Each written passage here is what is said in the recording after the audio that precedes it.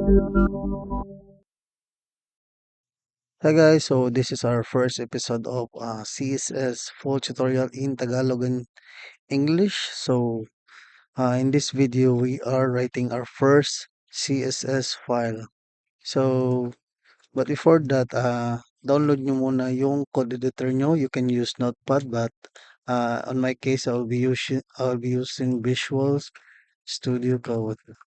So, pag wala pa kayong Visual Studio Code, so click nyo lang yung download sa first link. Kung wala pa kayong VS Code, download nyo lang sa browser niyo. So, you can have Windows, Linux, and Mac for your OS. Um, in my case, I already have Visual Studio Code. So, let me just open it up. And then, we will be creating our first CSS file. So let me just create an index file, HTML for our first page, and then we will be creating our CSS by calling it style.css. But before that, I will be explaining to you the three ways of using the style. So let me just grab a snippet here for HTML. So we are using HTML5.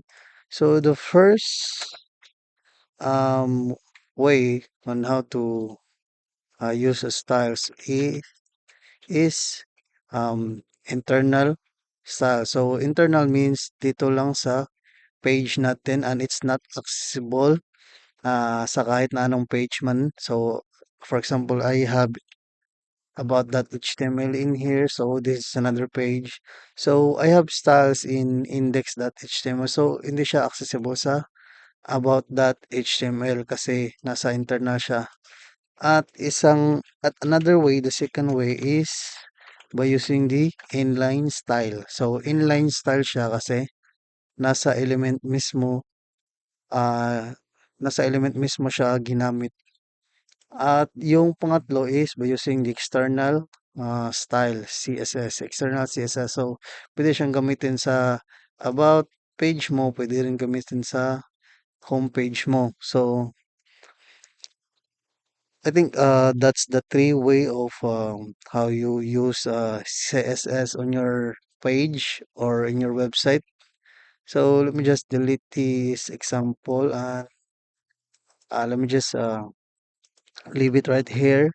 So, ano bang syntax na meron ang CSS natin? So, first we have the selector and then followed by a self-closing bracket and we have the property here.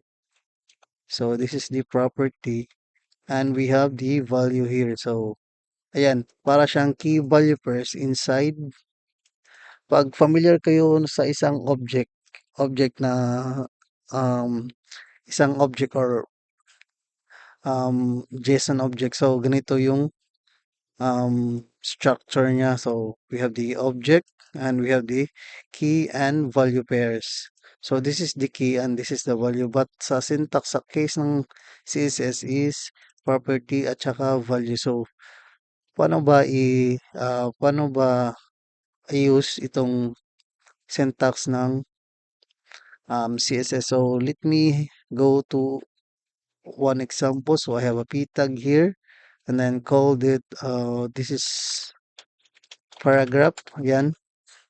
So when I'm trying to select P, I will just replace the selector with P. So I am selecting P uh, para mag-effect or para mag-reflect yung style na in-apply ko dito.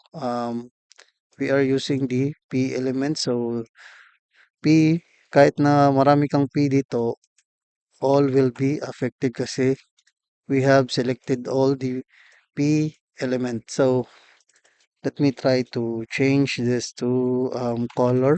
So I am using text color of red. So open lang natin yung um, preview natin by holding Control Shift V. If wala pa kayo nitong preview, just download on extension and try to search the HTML preview and just install it. So let me search HTML preview. And I already installed the HTML previews, which I don't have a uninstall button here. So ayan. So drag lang natin ito dito sa right side. Ayan, para makita natin yung code natin. So as you can see, the paragraph, those paragraphs are affected by our P selector. So when I try to add a class in here, so we have a class selector and an ID selector. So ID, so let me try to add my ID as our ID name. So sa class name natin, my class din. So try nating i-save. So the affected are still paragraph kasi we are selecting P, but we'll try to change class. So paano ba i-select yung class? By yung class is denoted siya na may dot on the first and then followed by your class name. So as you can see that this paragraph in here was the only one affected. And let's try to change the ID. So ang ID naman is denoted by hashtag or number sign tapos followed by your ID name. Ayun. So change na natin ito ng blue. Ayan.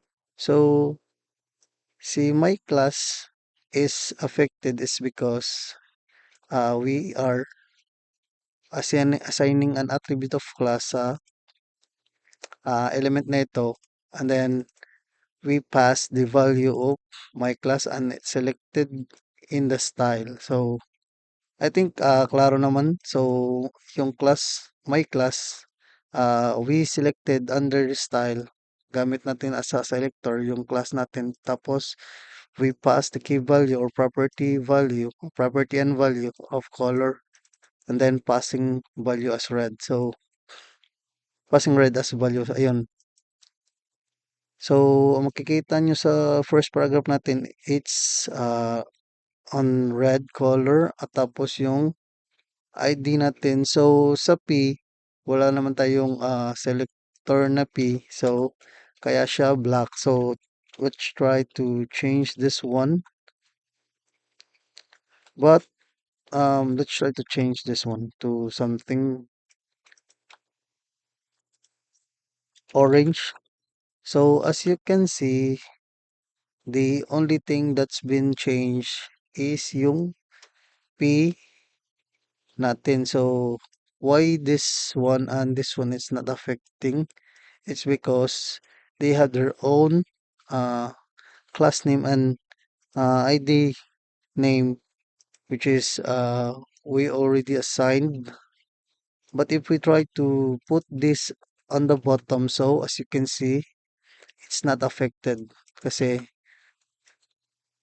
we already assigned their particular ID name and class name. So we are trying to point out or specifically pointing out those elements. Ayun. So, balik lang natin dito. So, this style is only for this page and it's not affecting the about page. Hindi siya pwedeng gamitin sa labas. Only the style will be global. Pwede siyang gamitin sa kahit na anong file. And then, let me try to grab the code and just delete this internal styling and let's add it on our CSS. We don't have to add the style element in here, just the style. So let me show you some example on how to reuse the style under CSS. So copy lang natin ito to about page.